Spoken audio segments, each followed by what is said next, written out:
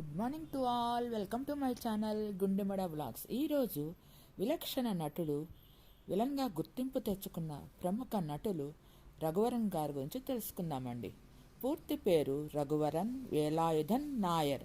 నటుడు మరియు సంగీతకారుడు.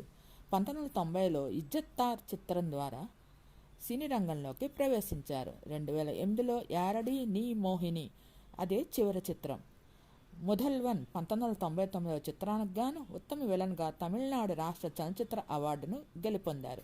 11 డిసెంబర్ 1958లో కొల్లెంగోడ్, పాలక్కడ్ జిల్లా, కేరళలో జన్మించారు. తండ్రి Chunka Mannathu N R Velayudhan Nair, businessman. తల్లి కస్తూరి చక్కుంగల్. వీరు మొత్తం 4 అన్నదమ్ములు. వీళ్ళలో ఇద్దరు నటులు. వీరి తాత ఎన్ రాధాకృష్ణన్ నాయర్ రచయిత. రఘువరన్ పుట్టిన వెంటనే రఘువరన్ వాళ్ళ నాన్న తన హోటల్ వ్యాపారాన్ని మాధుర్ నుండి కోయంబత్తూరుకి మార్చారు మరియు కుటుంబం మొత్తం కోయంబత్తూరుకి మారారు. అతను కోయంబత్తూరు ప్రభుత్వ ఆర్ట్ కళాశాల నుండి తన bachelor of arts in history డిగ్రీని నటనల వృత్తిని కొనసాగించడానికి మొదలుపెట్టారు. కంఠస్వామి 2009లో తమిళ చిత్రంతో సహా పలు చిత్రాల చిత్రీకరణ దశలో ఉండగా రఘువరన్ గారు మరణించారు. 1979 నుండి 83 వరకు అతను చెన్నైలోని చెన్నై కింగ్స్ అనే నటనా నాటక బృందంలో ఒక భాగంగా ఉన్నారు. 1982లో రఘువరన్ ఆనంద్ పాత్రను పోషించిన ఏజావత్ మణితన్ అనే తమిళ చిత్రంలో నటించారు. ఈ చిత్రం పర్యావరణ కాలుష్యం మరియు పారిశ్రామిక కార్మికుల దోపిడీపై దృష్టి సారించిన నిజ జీవిత సంఘటన ఆధారంగా రూపొందించబడింది. అదే సంవత్సరం అతను కాక్క అనే మలయాళ చిత్రంలో నటించారు. రఘువరన్ సంసారం అది మిన్సారం అంటే తెలుగులో సంసారం ఒక చదరంగం అనే సినిమా తమిళం మాతృకలో చిదంబరంగా, తుల్లి తిరంతకాలం 1998లో చిదంబరంగా, అన్బే ఇన్ ఉన్ వాసం 2003లో వి రత్నవేల్ పాండియన్గా మరియు శిలా నేరంగిల్ వంటి అనేక తమిళ చిత్రంలో నటించారు. 2008లో కృష్ణనన్గా, 1987లో పసివాడి ప్రాణం అనే తెలుగు థ్రిల్లర్ చిత్రంలో చక్రవర్తి పాత్రను పోషించారు. రఘువరన్ గారు అనగనగా ఒక రోజు 1996లో పోలీస్ ఆఫీసర్ రఘుగా, వాళ్ళిద్దరి వయసు 16 సహా పలు తెలుగు చిత్రాల్లో నటించారు. 2006లో శేఖర్గా ఎవడైతే నాకేంటి, 2007లో విద్యామంత్రి బాల గంగాధర్గా ఆటాడిస్తా, 2008లో రఘునాథ్గా నటించారు. ఇదే తెలుగులో వారి చివరి చిత్రం.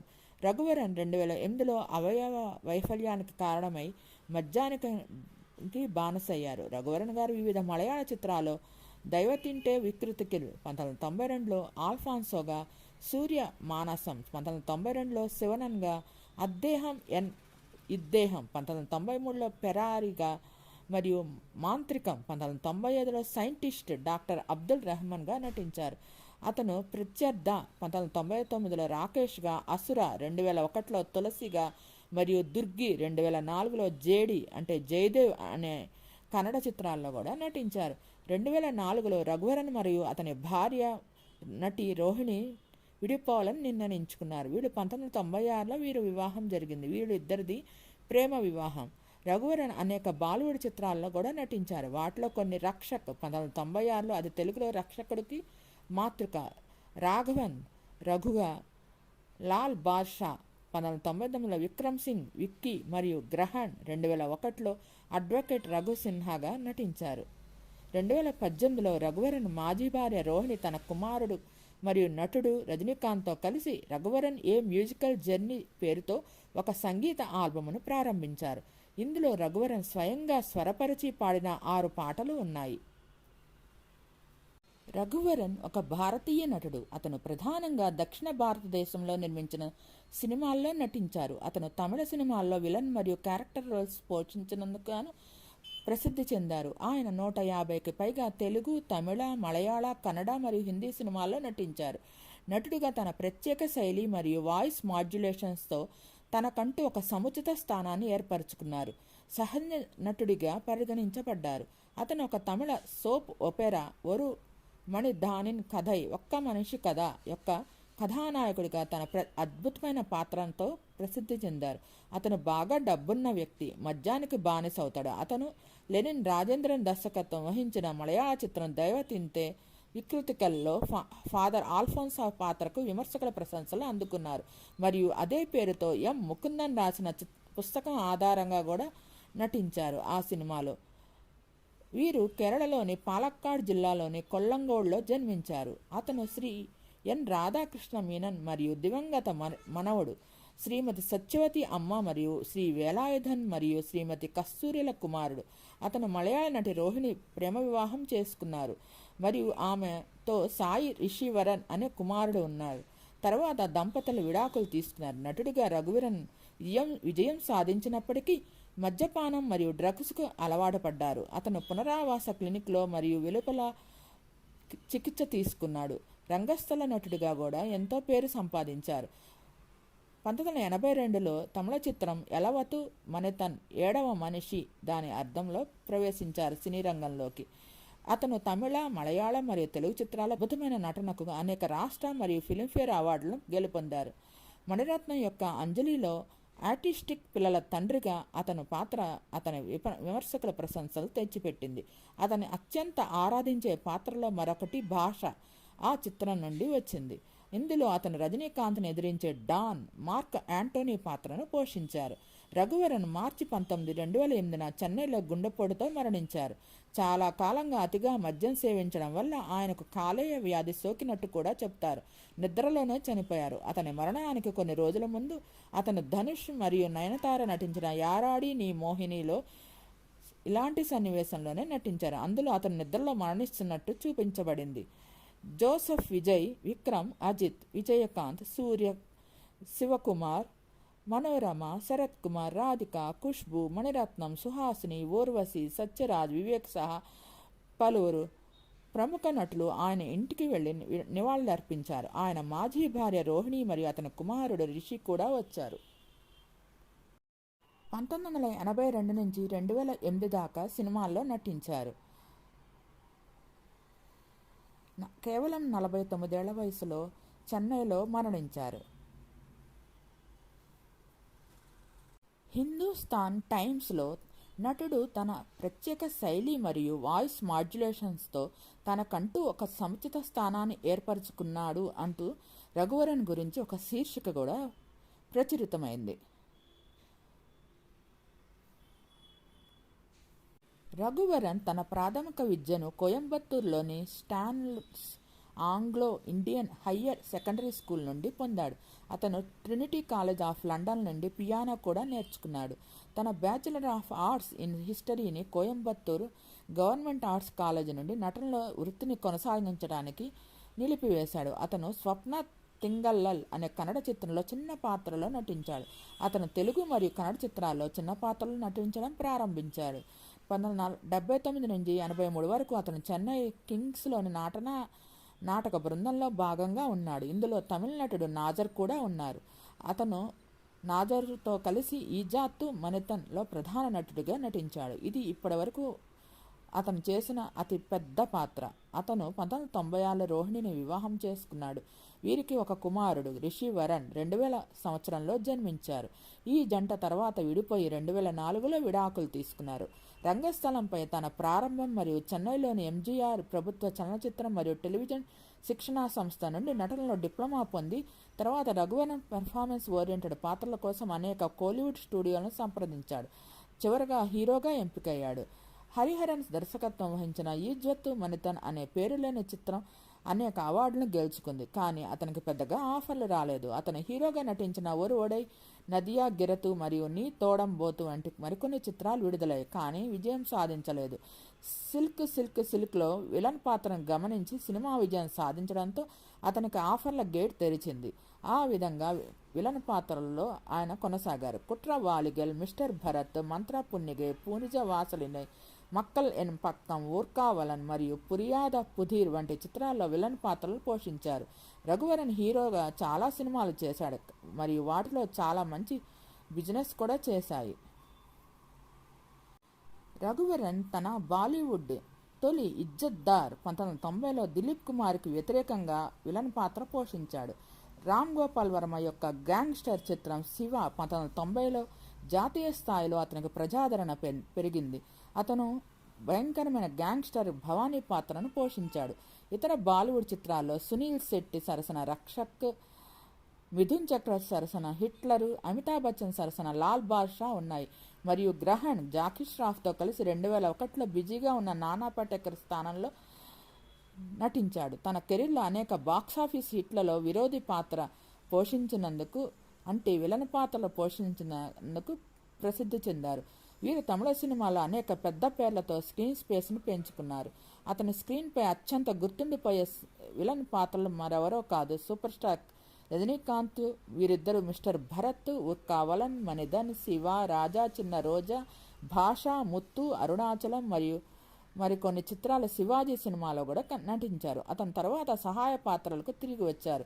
కొన్నిసార్లు 2002లో వచ్చిన రన్, 2002లో వచ్చిన బాల, 2003లో అలా, 2003లో తిరుమలై మరియు యారాడి నీ మోహిని 2008లో వంటి చిత్రాల్లో తండ్రిగా లేదా టీచర్గా నటించారు.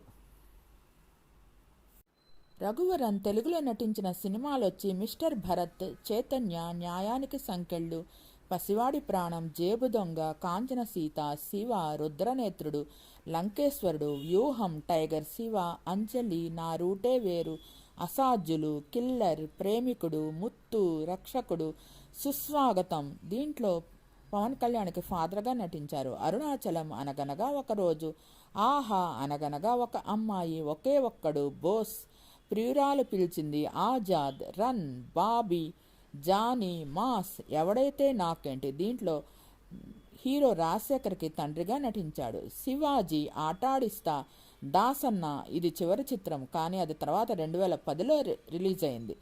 ఆటాడిస్తా 2008లో ఆయన నటించిన చివరి చిత్రం తెలుగులో. మీకు ఈ వీడియో నచ్చినట్టయితే లైక్ చేయండి, కామెంట్ చేయండి. Thank you all. Please subscribe and support my channel Gundemeda vlogs. నా ఛానల్ని 97% మంది సబ్స్క్రైబ్ చేయకుండా చూస్తున్నారు. Please subscribe and support my channel Gundemeda vlogs. Thanks to each and every subscriber for supporting my channel Gundemeda vlogs. చాలా మంచి నటుడు, సపరేట్ డైలాగ్ డెలివరీ, సపరేట్ నటనా శైలితో ఆయనకు మంచి గుర్తింపు తెచ్చుకున్న నటుడు రఘువరన్. మద్యానికి బానిస అయ్యి చాలా చిన్న వయసులోనే మరణించారు. చాలా మంచి సినిమాల్లో చాలా మంచి పాత్రలు పోషించి మంచి పేరు తెచ్చుకున్నారు. ఆయనని స్టైలిష్ విలన్గా కూడా పిలుస్తారు. అప్పట్లో హీరోకి సరిజోడైన విలన్ అంటే రఘువరన్ గారే గుర్తుకొచ్చేవాళ్ళు. రజనీకాంత్తో ఎక్కువ సినిమాల్లో నటించారు విలన్గా. పసివాడి ప్రాణంలో ఒక కాలు లేకుండా కర్రతో నడిచే పాత్రలో మనకు కనిపిస్తారు చిరంజీవి సినిమాలో. ఆ సినిమాలోనే బాగా చాలా మంచి పేరు తెచ్చుకున్నారు. ఆ తర్వాత ఆయనకు అనేక ఆఫర్లు తెలుగులో లభించాయి. మీకు ఈ వీడియో నచ్చినట్లయితే లైక్ చేయండి, కామెంట్ చేయండి. Thank you all. Please subscribe and support my channel Gundemeda vlogs. Thanks to each and every subscriber to subscribing my channel. Thanks to each and every subscriber for subscribing and support my. Good morning to all. Welcome to my channel Gundemeda vlogs. ఈరోజు ప్రముఖ నటులు ప్రకాష్ రాజ్ గారి గురించి తెలుసుకుందామండి. విలక్షణ నటుడిగా మంచి పేరు, గుర్తింపు సంపాదించారు. అసలు పేరు ప్రకాష్ రాయ్. 26 మార్చి 1965లో జన్మించారు. ఒక భారతీయ నటుడు, చలనచిత్ర దర్శకులు, నిర్మాత, టెలివిజన్ వ్యాఖ్యాత మరియు రాజకీయ నాయకులు. తెలుగు, తమిళం, కన్నడ, మలయాళం, ఇంగ్లీష్ మరియు హిందీ భాషా చిత్రాల్లో తన రచనకు ప్రసిద్ధి చెందిన అతను 5 జాతీయ చలనచిత్ర అవార్డులు, 8 నంది అవార్డులు, 8 తమిళనాడు రాష్ట్ర చలనచిత్ర అవార్డులు మరియు 6 ఫిల్మ్ఫేర్ అవార్డులు సౌత్తో సహా ప్రశంసలను అందుకున్నారు. 4 సైమా అవార్డులు, 3 సినీ మా అవార్డులు మరియు 3 విజయ్ టీవీ అవార్డులు. అతని మాతృభాషలైన తుళు మరియు కన్నడతో పాటు తెలుగు, తమిళం, హిందీ, ఇంగ్లీషు మరియు మరాఠీ భాషల్లో రాజ్ యొక్క నిష్ఠాతులు. అతని భారత చలనచిత్రంలో అత్యంత కోరుకునే నటులలో ఒకరుగా నిలిచారు.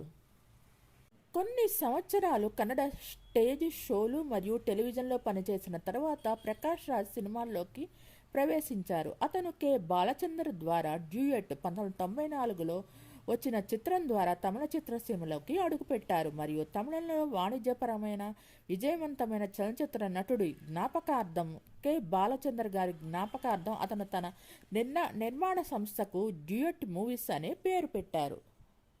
బహుభాషావేత్త, అతను విభిన్న పాత్రలను పోషించారు, ముఖ్యంగా విరోధిగా, విలన్ పాత్రలు మరియు ఆలస్యంగా క్యారెక్టర్ నటుడి పాత్రలు. ప్రకాష్ రాజ్ నటుడిగా మణిరత్నం యొక్క ఇరువర్ కొరకు 1998లో ఉత్తమ నటుడిగా జాతీయ చలనచిత్ర అవార్డును అందుకున్నారు. జాతీయ చలనచిత్ర పురస్కారం 1988లో కృష్ణవంశీ దర్శకత్వం వహించిన అంతఃపురం తెలుగు చిత్రానికి గాను ప్రత్యేక జాతీయ చలనచిత్ర ప్రియదర్శన్ అవార్డు, ప్రియదర్శన్ దర్శకత్వం వహించిన తమిళ చిత్రం కాంచీపురంలో తన పాత్రకు 2007లో నటుడిగా ఉత్తమ జాతీయ అవార్డు లభించింది. నిర్మాతగా అతను 2011లో తన చిరకాల థియేటర్ స్నేహితుడు బి సురేష్ దర్శకత్వం వహించిన పుట్టక్కన్ హైవే కోసం కన్నడలో ఉత్తమ చలనచిత్రంగా జాతీయ చలనచిత్ర అవార్డును గెలుచుకున్నారు. ప్రదర్శన యొక్క 2వ సీజన్లో ప్రకాష్ కూడా నీంగళం వెల్లలం వరుకోడికి హోస్ట్గా వ్యవహరించారు. ప్రకాష్ రాజ్ 26 మార్చి 1965న బెంగళూరులోని తులువ తండ్రి మరియు కన్నడ తల్లికి ప్రకాష్ రాయ్గా జన్మించారు. వీరికి సోదరుడు ప్రసాద్ రాజ్, ఇతను కూడా నటుడు. అతను సెయింట్ జోసెఫ్స్ ఇండియన్ హై స్కూల్లో పాఠశాల విద్యను పూర్తి చేశారు మరియు సెయింట్ జోసెఫ్స్ కాలేజ్ ఆఫ్ కామర్స్లో బెంగళూరులో చేరారు. నటి గీత ప్రకాష్ రాజుని ప్రముఖ తమిళ చిత్ర దర్శకుడు కె బాలచంద్రకు పరిచయం చేసింది. కె బాలచంద్ర సలహా మేరకు ప్రకాష్ రాజ్ తన ఇంటి పేరును రాయ్ నుండి రాజుగా మార్చుకున్నారు. ఇప్పటికీ అతను స్వస్థలమైన కర్ణాటకలో ప్రకాష్ రాయ్గానే పిలుస్తారు. ప్రకాష్ రాజ్ నటి లలిత కుమారిని 1994 వివాహం చేసుకున్నారు. లలిత కుమారి గారు మరెవరో కాదు, నటి డిస్కో శాంతి గారి చెల్లెలు. వీరికి 2 కుమార్తెలు మేఘన మరియు పూజ మరియు 1 కుమారుడు సిద్ధు ఉన్నారు. 2004లో అతను 5 సంవత్సరాల వయసులో గాలిపటం ఎగరవేస్తుండగా జారి కింద పడటంతో మరణించారు. ఈ జంట 2009లో విడాకులు తీసుకున్నారు. తరువాత అతను 24 ఆగస్టు 2010న బాలీవుడ్ కొరియోగ్రాఫర్ అయిన పోనీ వర్మను ప్రేమించి వివాహం చేసుకున్నారు. వీరికి వేదాంత్ అనే కొడుకు 2015లో జన్మించారు. ప్రకాష్ రాజ్ తండ్రి హిందువు మరియు ఆమె తన తల్లి రోమన్ కాథలిక్, కానీ అతను తనను తాను అవిశ్వాసిగా గుర్తించారు. ప్రకాష్ రాజ్ తన కెరీర్ ప్రారంభ దశలో బెంగళూరులోని కళాక్షేత్రంలో చేరినప్పుడు నెలకు $300 చొప్పున బ్యాక్ టు బ్యాక్ స్టేజ్లో నటించారు మరియు అతని క్రెడిట్ 2000 స్ట్రీట్ థియేటర్ ప్రదర్శనలు ఉన్నాయి. ప్రకాష్ తన టెలివిజన్ కెరీర్ను బీసీలు కుదిరే కన్నడ మరియు గుడ్డద భూత తుళు మరియు కన్నడ వంటి దూరదర్శన్ ధారావాహికల్లో ప్రారంభించారు. తర్వాత రామాచారి, రణధీర, నిష్కర్ష మరియు లాకప్ డెత్ వంటి కన్నడ చిత్రాల్లో సహాయక పాత్రలు పోషించారు. అతను డైలాగ్ డెలివరీ మరియు హిస్టీరియస్ యానిక్స్ కోసం గుర్తించబడ్డారు. విష్ణువర్ధన్ నటించిన కేఎస్ఎల్ స్వామి దర్శకత్వం వహించిన హరికేయ కురిలో అతని అద్భుతమైన పాత్ర వచ్చింది. అతను మిథిలయ్య సీతయ్యరు, ముత్తిన హార మరియు నిష్కర్ష వంటి ఇతర చిత్రాల్లో నటించారు. అతని నటనను చిత్ర ప్రధాన కథానాయిక అయిన గీత గమనించింది. ఆమె ప్రకాష్ రాజును తమిళ దర్శకుడు కె బాలచంద్రకు పరిచయం చేసింది. అతను కన్నడ చిత్రాల్లో ప్రకాష్ రాయ్ అనే స్క్రీన్ నేమ్తో నటించాడు మరియు కె బాలచంద్ర తన తొలి తమిళ చిత్రం యుగళ గీతం కోసం ప్రకాష్ రాజ్ అనే పేరు పెట్టాడు. ఇందులో అతను తన మొదటి పాత్రను పోషించాడు. 1997లో అంతర్జాతీయ చలనచిత్రోత్సవంలో ఇండియన్ పనోరమకు ఎంపికైన టిఎస్ నాగాభరణం దర్శకత్వంలో 1997లో నాగమండల ద్వారా కన్నడ సినిమాలోకి ప్రకాష్ మళ్లీ ప్రవేశించారు. మణిరత్నం యొక్క స్టేజీ షో నేట్రు ఇంద్రుడు నాలేలో కూడా అతను భాగమయ్యాడు. 1997లో మణిరత్నం బయోపిక్ ఇరువర్లో కూడా నటించారు. ఈ చిత్రం రాజకీయ నాయకులైన ఎంజీఆర్ మరియు ఎం కరుణానిధి మధ్య సంబంధాన్ని వివరించారు. దీనికోసం అతను ఉత్తమ సహాయ నటుడిగా చలనచిత్ర అవార్డును అందుకున్నారు. ప్రకాష్ రాజ్ 1996లో అనేక మలయాళ చిత్రాల్లో నటించారు. ది ప్రిన్స్, ఇంద్రప్రస్థం మరియు ఒరు యాత్ర మొళి. వీటిలో చివరిది 1997లో విడుదలైంది. అతను పందిప్పాడలో కూడా నటించారు. 2005లో దిలీప్తో కలిసి, 2003లో టెక్కెక్కర సూపర్ ఫాస్ట్, 2003లో కీర్తి చక్ర, 2006లో అమర్ నీరద్ శ్యామస్, అన్వర్ ప్రస్థాన్లు, సంచలన చిత్రం ఎలక్ట్రా 2010లో అతను చాలా బాలీవుడ్ సినిమాలకు తన స్వరాన్ని అందించారు. జయరాంతో పాటు అచ్చయాన్ సినిమాలో కూడా కనిపించాడు. ప్రకాష్ రాజ్ అంతఃపురం 1999తో సహా అనేక తెలుగు చలనచిత్రాల్లో నటించారు. ఇది అతనికి జాతీయ చలనచిత్ర అవార్డు, ప్రత్యేక జ్యూరీ అవార్డు లభించింది. వెంకట ప్రభు దర్శకత్వం వహించిన సరోజలో ఆయన ఒక ముఖ్యమైన పాత్ర పోషించారు. 2008లో అతను అభియం నానుం అనే చిత్రాన్ని నిర్మించారు మరియు అందులో ఒక ముఖ్యమైన పాత్ర పోషించారు.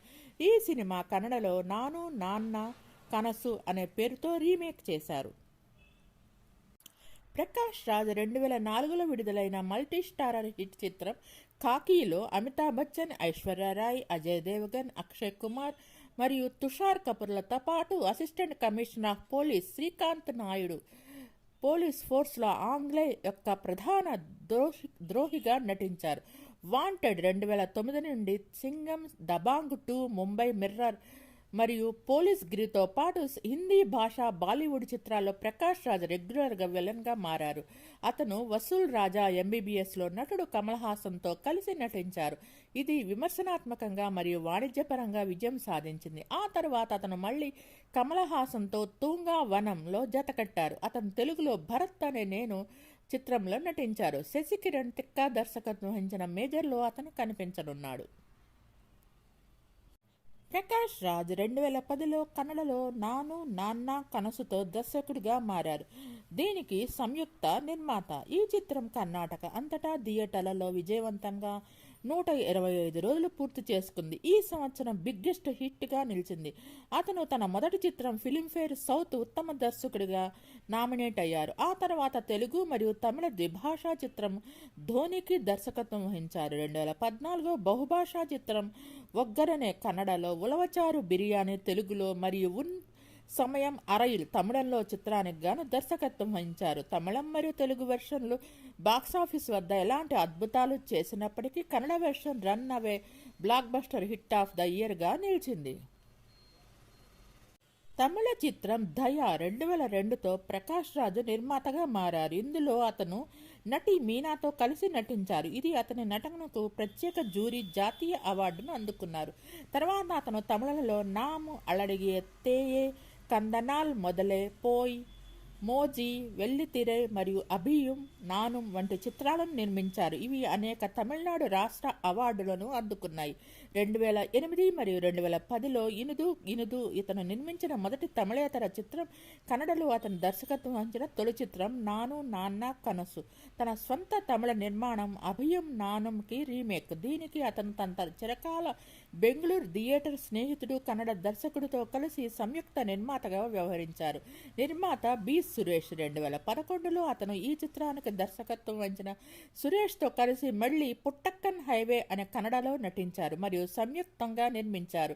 పుట్టక్కన్ హైవే 2010-11 సంవత్సరానికి గాను ఉత్తమ ప్రాంతీయ చిత్ర జాతీయ అవార్డును, 2011లో 4వ బెంగళూరు అంతర్జాతీయ చలనచిత్రోత్సవంలో అవార్డును గెలుచుకున్నప్పటికీ ప్రకాష్ నిర్మాణంలో ఇది ఒక మైలురాయి. 2011లో అతను నాగార్జున, అక్కినేని మరియు తాను నటించిన తమిళ తెలుగు ద్విభాష పయనం యొక్క తమిళ వెర్షన్ను 2011లో నిర్మించారు. 2012లో అతను 2 తమిళ చిత్రాలను నిర్మించారు. మైలు మరియు ధోని. 2013లో అతను తెలుగు తమిళ ద్విభాషా చిత్రం నిర్మించారు.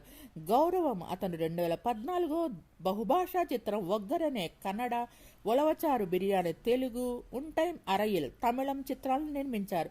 ఆ సంవత్సరంలో ఒగ్గురనే భారీ బ్లాక్ బస్టర్ హిట్గా నిలిచింది. ప్రకాష్ రాజ్ తెలంగాణ రాష్ట్రం మహబూబ్ నగర్ జిల్లాలోని కొండారెడ్డిపల్లె మరియు కర్ణాటక రాష్ట్రం చిత్రదుర్గ ఏర్పాటు బండ్లరహట్టి గ్రామాలను దత్తత తీసుకున్నారు. సెప్టెంబర్ 2017లో తన స్నేహితురాలు గౌరీ లంకేశత తర్వాత సోషల్ మీడియాలో జస్ట్ ఆస్కింగ్ అనే హ్యాష్ ట్యాగ్తో ప్రకాష్ రాజ్ తన క్రియాశీలక రాజకీయ ఉద్యమాన్ని ప్రారంభించారు. అతను 2019లో భారత సాధారణ ఎన్నికలలో బెంగళూరు సెంట్రల్ లోక్సభ నియోజకవర్గం నుంచి స్వతంత్ర అభ్యర్థిగా పోటీ చేశారు. ప్రకాష్ రాజ్ ఎన్నికల్లో ఓడిపోయారు. ఎన్నికలలో దాదాపు 28,906 ఓట్లు సాధించారు. ప్రకాష్ రాజ్ పలు వివాదాల్లో చిక్కుకున్నారు. ఆయనపై గతంలో 6 సార్లు తెలుగు సినీ నిర్మాతలు నిషేధం విధించారు. నాతో పనిచేసేవారు నేను దాగుడు మూతలు ఆడతాను అని చెప్తే వారు నన్ను ఎందుకు పునరావృతం చేస్తారు? నేను పనిలో 9 చిత్రాల్లో ఎందుకు ఉన్నాను? నా పనిని బట్టి మీరు నన్ను ఎందుకు అంచనా వేరు? నేను ఎలా ఉంటాను? నేను నియమాల ప్రకారం వెళ్ళను. నేను ఉదయం 12 గంటలకు మాత్రమే రాగల కొన్ని ప్రదేశాలు ఉన్నాయి అని చెప్పారు. ఒక నటుడిపై తెలుగు పరిశ్రమ నిషేధం విధించడం ఇదే తొలిసారి. ప్రకాష్ రాజ్ నటించిన కొన్ని తెలుగు చిత్రాలు: ఇద్దరు, హిట్లర్, చిరునవ్వుతో, సుస్వాగతం, చూడాలని ఉంది, ఆయనే మా ఆయన, సాంబయ్య, అడవి చుక్క, అందాల ఓ చిలుక, వీడు సామాన్యుడు కాదు, నువ్వు నాకు నచ్చావు, బద్రి, అంతఃపురం, ఇంద్ర, నువ్వే నువ్వే, ఈడియట్, అమ్మ నాన్న ఒక తమిళ అమ్మాయి, జూనియర్స్, ఒక్కడు, గంగోత్రి, దిల్, ఖడ్గం, ఠాగూర్, స్టాలిన్, నిజం, కుర్రాడొచ్చాడు, వర్షం, భద్ర, ఆజాద్, పోకిరి, కొడుకు, అతడు, బొమ్మరిల్లు, విక్రమార్కుడు తదితర చిత్రాల్లో నటించారు. మీకు ఈ వీడియో నచ్చినట్లయితే లైక్ చేయండి, కామెంట్ చేయండి. Thank you all. Please subscribe and support my channel Gundemeda vlogs. నా ఛానల్ కేవలం 5% మంది మాత్రమే సబ్స్క్రైబ్ చేసుకుని చూస్తున్నారు. Please subscribe my channel. Good morning to all. Welcome to my channel Gundemeda vlogs. ఈరోజు నటుడు జగపతి బాబు గారి గురించి తెలుసుకుందామండి. జగపతి బాబుగా పేరొందిన వీర మాచనేని జగపతి బాబు చౌదరి తెలుగు సినిమా నటుడు. తెలుగు సినిమా నిర్మాత, దర్శకుడు అయిన విబి రాజేంద్ర ప్రసాద్ గారి కుమారుడు. దాదాపు 100 చిత్రాల్లో నటించి 7 నంది పురస్కారాలను అందుకున్నారు. కుటుంబ కథా చిత్రాల్లో ఎక్కువగా నటించారు. కుటుంబ కథా చిత్రాల్లో ఎక్కువగా పేరుగాంచిన కొన్ని సినిమాల్లో ప్రయోగాలు కూడా చేశారు. ఉదాహరణకు గాయం, అంతఃపురం, ప్రవరాఖ్యుడు, లెజెండ్, రంగస్థలం, శ్రీమంతుడు లాంటి సినిమాలో అతను పోషించిన పాత్రలు అతనికి మంచి గుర్తింపు తెచ్చిపెట్టాయి. జగపతి బాబు ఫిబ్రవరి 12, 1962న మచిలీపట్నంలో జన్మించారు. మెడ్రాస్లో పెరిగారు. ఈయన తండ్రి జగపతి ఆర్ట్ పిక్చర్స్ బ్యానర్ అధినేత, దర్శకుడు అయిన విబి రాజేంద్ర ప్రసాద్. మెడ్రాసులోనే చదువు పూర్తి చేసిన జగపతి బాబు తర్వాత సినిమాల్లోకి ప్రవేశించారు. చదువుకునే సమయంలో రోజుకు 3-4 సినిమాలు చూసిన జగపతి బాబుకి సినిమాల్లోకి రావాలని ఆలోచన ఉండేది కాదు. ఎందుకంటే 12 ఏళ్ల వయసులో సినిమాల్లోకి వెళ్ళను అని ఆయన అమ్మగారి మీద ఒట్టు వేయించుకున్నారు. చదువు అయ్యాక కొన్ని రోజులు విశాఖపట్నంలో ఉన్న బిజినెస్ చూసుకున్నారు. ఆ సమయంలో ఒక్కసారిగా సినిమాల్లోకి వెళ్లాలని ఒక్క రాత్రిలో నిర్ణయించుకొని వాళ్ళ నాన్నగారు పెద్ద నిర్మాత అయినా ఆయన ప్రమేయం లేకుండానే ప్రయత్నాలు కొనసాగించారు. కో డైరెక్టర్ ద్వారా విషయం తెలుసుకున్న విబి రాజేంద్ర ప్రసాద్ గారు జగపతి బాబు ఇష్టాన్ని మన్నించి 1989లో సింహ స్వప్నం సినిమా తీసి తెలుగు సినిమాకు పరిచయం చేశారు. తొలి సినిమాతోనే డబల్ యాక్షన్లో నటించారు జగపతి బాబు గారు. ఈ సినిమాలో కృష్ణరాజు కథానాయకుడు. తొలి సినిమాలోనే ద్విపాత్రాభినయం చేసిన మొదటి నటుడు జగపతి బాబు. కానీ ఆ సినిమా పరాజయం పాలైంది. ఆ తర్వాత చేసిన చాలా చిత్రాలు విఫలమయ్యాయి. కానీ పట్టుదలతో ప్రయత్నించిన జగపతి బాబుకు జగన్నాటకం, పెద్దరికం వంటి చిత్రాల విజయంతో నటుడిగా గుర్తింపు వచ్చింది. అయితే తన గొంతు బాగాలేదని ఇప్పటి వరకు అన్ని సినిమాలకు వేరొకరితో డబ్బింగ్ చెప్పించారు. పెద్దరికం సినిమాతో రామ్ గోపాల్ వర్మ దృష్టిలో పడ్డ జగపతి బాబు గారు గాయం హిట్తో హీరోగా స్థిరపడ్డారు. ఈ సినిమాకు మణిరత్నం రచయిత. ఈ సినిమాలో తొలిసారి డబ్బింగ్ చెప్పిన జగపతి బాబు తన గొంతుతో ప్రేక్షకులకు దగ్గరయ్యారు. తర్వాత వచ్చిన కొన్ని సినిమాలు కొత్త తరం యాంగ్రీ యంగ్ మెన్గా అతన్ని చూపించాయి. అప్పటికే జగపతి బాబు కొత్త పందాలోకి వెళ్లడానికి ప్రయత్నాలు చేశారు. 1994లో ఎస్వి కృష్ణారెడ్డి గారి దర్శకత్వంలో వచ్చిన శుభలగ్నం సినిమాతో కుటుంబ కథా చిత్రాల ప్రేక్షకులకు దగ్గరయ్యారు.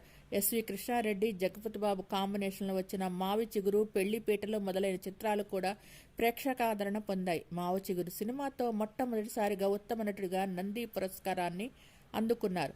జగపతి బాబు సౌందర్య జంట సినిమా ప్రేక్షకులకు బాగా ఆకట్టుకుంది. వీరిది హిట్ పేర్. ఇదే దారిలో దాదాపు 80 చిత్రాల్లో నటించారు. మహిళా ప్రేక్షకులను అధికంగా సంపాదించుకున్నారు. అదే సమయంలోనే ఒకే మూసలో కాకుండా కొత్త పాత్రలతో ప్రయోగాలు చేస్తూ వచ్చారు. కృష్ణవంశీ దర్శకత్వంలో వహించిన అత్తపురం సినిమాలో చేసిన సారాయి వీర్రాజు పాత్రలో బాగా పేరు తెచ్చింది. ఈ సినిమాకు జగపతి బాబుకు ఉత్తమ సహాయ నటుడిగా నంది పురస్కారం లభించింది. ఈ సినిమా తర్వాత హిందీలో శక్తి పేరుతో పునర్నిర్మాణం అయింది. తెలుగులో జగపతి బాబు పోషించిన పాత్రను హిందీలో షారుఖ్ ఖాన్ పోషించాడు. తెలుగులో జగపతి చూపించిన ప్రదర్శన తాను తిరిగి చేయలేకపోయానని షారుఖ్ ఖాన్ పేర్కొనటం గమనార్హం. తర్వాత గుణశేఖర్ దర్శకత్వంలో వహించిన మనోహరం సినిమాకు గాను ఆయన రెండోసారి ఉత్తమ నటుడిగా నంది పురస్కారం అందుకున్నారు. ఆ తర్వాత సముద్రం వంటి చిత్రాలతో ప్రయోగాలు చేశారు. కామెడీ పాత్రలు, కుటుంబ కథా చిత్రాల్లో నటిస్తూనే శేఖర్ ఏలేటి దర్శకత్వంలో వహించిన అనుకోకుండా ఒకరోజు సినిమాలో పోలీస్ ఆఫీసర్గా కనిపించారు. ఈ సినిమా మంచి విజయం సాధించడంతో అలాంటి పాత్రలతో లక్ష్యం, హోమం, సిద్ధం వంటి సినిమాల్లో నటించారు. ఎస్వి కృష్ణారెడ్డి గారి దర్శకత్వంలో నటించిన కుటుంబ కథా చిత్రాల ద్వారా జగపతి బాబుకి లేడీస్ ఫ్యాన్ ఫాలోయింగ్ ఎక్కువ ఏర్పడింది. ఎక్కువగా ఇద్దరు భార్యల కథల సినిమాల్లో నటించారు జగపతి బాబు. తర్వాత మళ్ళీ తన పందా మార్చుకొని 2006లో మదన్ దర్శకత్వంలో వహించిన పెళ్లైన కొత్తలో అనే కుటుంబ కథా చిత్రంలో నటించారు. ఇందులో ప్రియమణి కథానాయక. కొత్తగా పెళ్లైన జంటకు వచ్చే చిన్న చిన్న గొడవలు ఈ సినిమాకు ప్రధాన కథ. ఈ సినిమా కూడా మంచి విజయం సాధించింది. వీరిద్దరిని హిట్ పేర్ చేసింది. తర్వాత రజనీకాంత్ ప్రధాన పాత్రలో వచ్చిన కథానాయకుడు సినిమాలో జగపతిబాబు నటన ప్రశంసలు అందుకున్నారు. 25 సంవత్సరాల సినీ ప్రయాణంలో ఎన్నో ఒడుకుదుడుకులను ఎదుర్కొన్న జగపతిబాబు ఇక హీరోగా చేయటం మానుకొని నందమూరి బాలకృష్ణ హీరోగా బోయపాటి దర్శకత్వం వహించిన లెజెండ్ చిత్రంతో ప్రతినాయకుని పాత్రను పోషించారు. జగపతిబాబు అందుకున్న అవార్డులొచ్చి నంది అవార్డులు: ఉత్తమ నటుడిగా శ్రీకారం, ఉత్తమ నటుడిగా అడవిలో అభిమన్యుడు, ఉత్తమ నటుడిగా గాయం, ఉత్తమ నటుడిగా మావి చిగురు, ఉత్తమ సహాయ నటుడిగా అంతఃపురం, ఉత్తమ నటుడిగా మనోహరం, ఉత్తమ సహాయ నటుడిగా లక్ష్యం సినిమాకు గాను అందుకున్నారు. ఫిలింఫేర్ అవార్డు 2018లో అరవింద సమేత వీర రాఘవకు గాను, నాన్నకు ప్రేమతో 2016లో, 2014లో లెజెండ్ సినిమాకు గాను, 2007లో లక్ష్యం సినిమాకు గాను అందుకున్నారు. సైమా అవార్డులు 2016లో నాన్నకు ప్రేమతో, 2014లో లెజెండ్ సినిమాకు గాను అందుకున్నారు. వీరు లక్ష్మిని వివాహం చేసుకున్నారు. వీరికి గాను ఇద్దరు కుమార్తెలు జన్మించారు. 1997లో శుభాకాంక్షలు మరియు పెళ్లి పందిరి వంటి హిట్ చిత్రాలను అందుకున్నారు. 1998లో అంతఃపురం చిత్రానికి గాను ఉత్తమ సహాయ నటుడిగా నంది అవార్డును అందుకున్నారు. 2000లో మనోహరం అనే థ్రిల్లర్లో ఆయన నటనకు గాను నంది ఉత్తమ నటుడిగా అవార్డును అందుకున్నారు. 2003 నుంచి 2005లో ఆయన కబడ్డీ కబడ్డీ, అతడే ఒక సైన్యం, పెదబాబు, అనుకోకుండా ఒకరోజు మరియు రన్వే వంటి హిట్ చిత్రాలను చేశారు. 2006లో సామాన్యుడు, పెళ్లైన కొత్తల్లో కనిపించారు. అతను ఫిలింఫేర్ అవార్డుతో పాటు లక్ష్యం చిత్రంలో తన పాత్రకు 2007లో సంవత్సరంలో రెండవసారి ఉత్తమ సహాయ నటుడి అవార్డు అందుకున్నారు. 2011లో టిఎస్ఆర్ లలిత కళా పరిషత్ ద్వారా సినీ రంగానికి చేసిన కృషిగాను కళాభూషణ అవార్డు అందుకున్నారు. అతని మొదటి తమిళ చిత్రం మెడ్రాసి మరియు 2012లో అతను తమిళ చిత్రం తాండవంలో ప్రతినాయకుడిగా కనిపించారు. అతను 5 నంది అవార్డులు గెలుచుకున్న జై బోలో తెలంగాణలో ప్రధాన పాత్ర పోషించారు. 2012లో అతను కన్నడ చిత్రం బచ్చన్లో పోలీస్ ఆఫీసర్గా నటించారు. 2014 నుండి జగపతిబాబు విలన్ పాత్రలు మరియు సహాయక పాత్రలు పోషించాలని నిర్ణయించుకున్నారు. అతను నందమూరి బాలకృష్ణ నటించిన లెజెండ్ 2014లో మొదటిసారిగా విలన్ పాత్ర పోషించారు. జితేంద్రగా అతని నటనకు అనేక ప్రశంసలు లభించాయి. అదే సంవత్సరంలో అతను లింగాలో రజనీకాంత్ సరసన విలన్ పాత్రను పోషించారు. 2015లో శ్రీమంతుడు సినిమాలో మహేష్ బాబు తండ్రిగా నటించారు. 2016లో జూనియర్ ఎన్టీఆర్ నటించిన సుకుమార్ దర్శకత్వం వహించిన నాన్నకు ప్రేమతోలో లండన్ ఆధారిత బిలియనీర్ పాత్రతో ప్రశంసలు అందుకున్నారు. అతను ఇష్మ్ మరియు జాగ్వార్లో విరోధిగా నటించారు. అతను మలయాళ చిత్రం పులి మురుగన్లో మోహన్ లాల్ సరసన కూడా నటించారు. 2017లో రారండోయ్ వేడుక చూద్దాం చిత్రంలో నాగచైతన్యకు తండ్రిగా నటించారు. సుకుమార్ దర్శకత్వం వహించిన 2018లో రంగస్థలంలో జగపతిబాబుకి పేరులేని గ్రామానికి అణచివేత అధ్యక్షుడిగా నటించాడు. బిలియన్ కంటే ఎక్కువ వసూలు చేసింది. రంగస్థలం ఆ సంవత్సరంలో అత్యధిక వసూలు చేసిన తెలుగు సినిమాగా నిలిచింది. దీంతో పాటు అతను గూఢాచారిలో బంగ్లాదేశ్ టెర్రరిస్ట్గా నటించారు. అది స్లీపర్ హిట్ అయింది.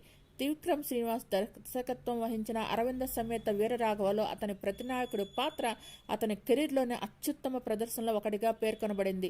2019లో సైరా నరసింహారెడ్డిలో కీలక పాత్రతో పాటుగా మహర్షి అతన్ని ప్రముఖ రచనలు. 2023లో అతను సల్మాన్ ఖాన్ మరియు వెంకటేష్ నటించిన హిందీ చిత్రం కిసీ కా భాయ్ కిసీ కా జాన్లో విలన్లో ఒకరిగా నటించారు. 2023లో ప్రశాంత్ నీల్ దర్శకత్వం వహించిన బ్లాక్ బస్టర్ చిత్రం సలార్ పార్ట్ 1 కాల్పుల విరమణలో కూడా అతను రాజమన్నార్ పాత్రని పోషించారు.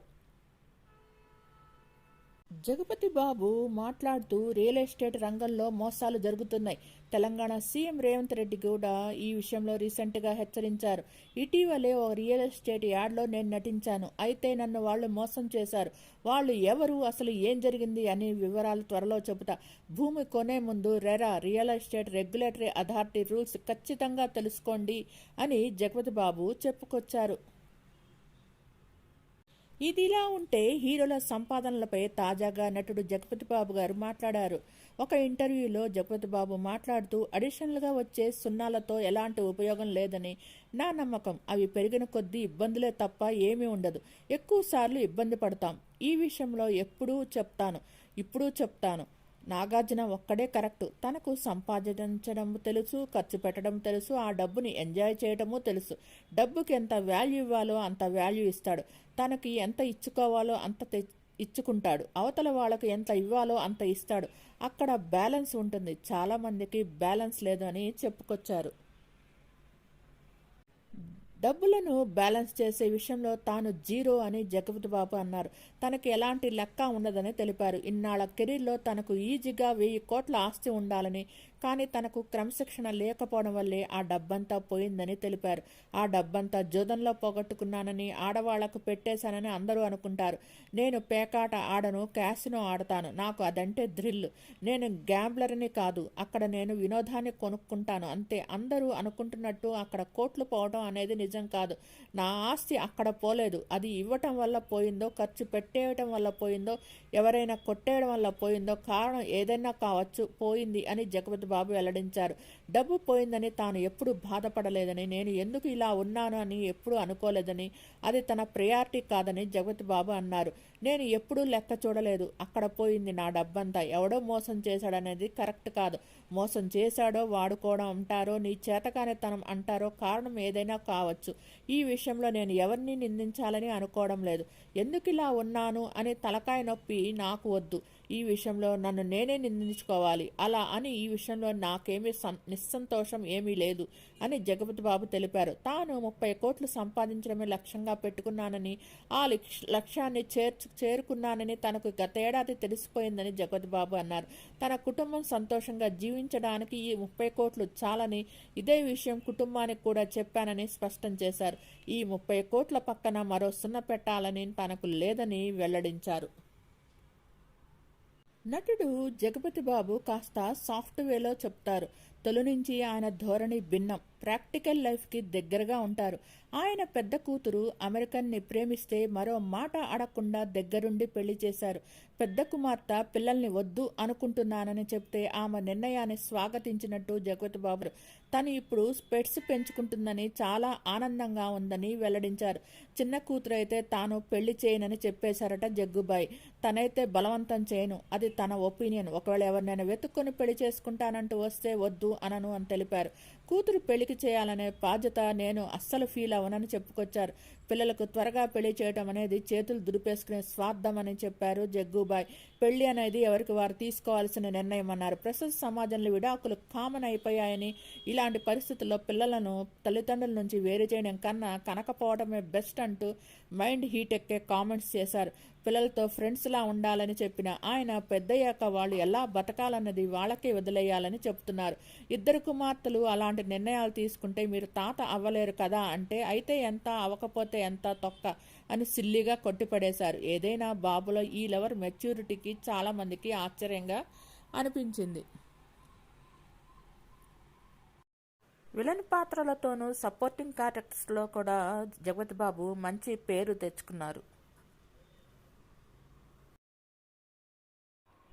మీకు ఈ వీడియో నచ్చినట్టయితే లైక్ చేయండి, కామెంట్ చేయండి. Thank you all. Please subscribe and support my channel గుండెమడ vlogs. నా ఛానల్ని కేవలం 5% మంది మాత్రమే సబ్స్క్రైబ్ చేసుకొని చూస్తున్నారు. Please subscribe and support my channel గుండెమడ vlogs. Thanks to each and every subscriber for supporting and subscribing my channel గుండెమడ vlogs. Thanks to all.